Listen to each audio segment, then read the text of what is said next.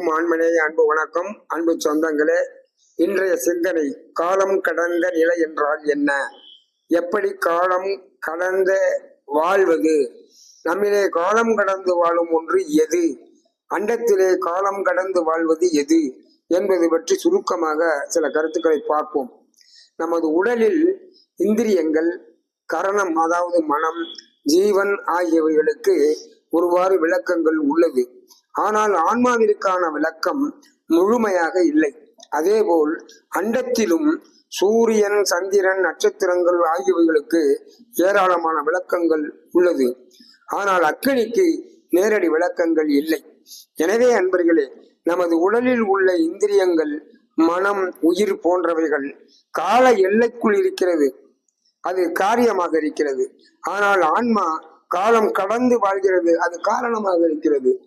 அதே போல அண்டங்களில் உள்ள சூரியன், சந்திரன், நட்சத்திரங்கள் கால எல்லைக்கு உட்பட்டு சுழல்கிறது. ஆனால் அக்னி காலம் கடந்து நிற்கிறது.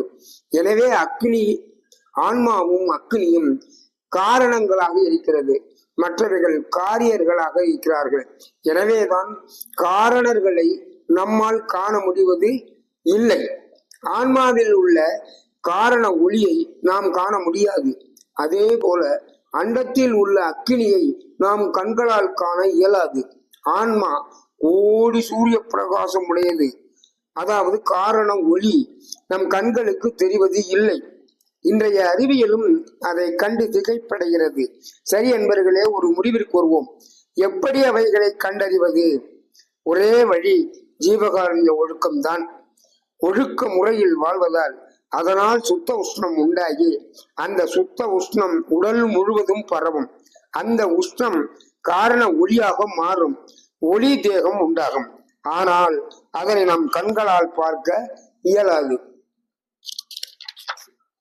ஆன்மா உடல் முழுவதும் ஆற்றலாய் பரவி இருப்பது போல அக்னியும் அண்டம் முழுவதும் ஆற்றலாய் பரவி இருக்கிறது. நீளம், அகலம், உயரம், காலம் என்ற 4 அளவைகளில், அதாவது பரிமாணங்களில் 4வதான காலம் என்பது காலத்திற்குள் இருக்கும் காலம் கடந்த ஒன்றாகும்.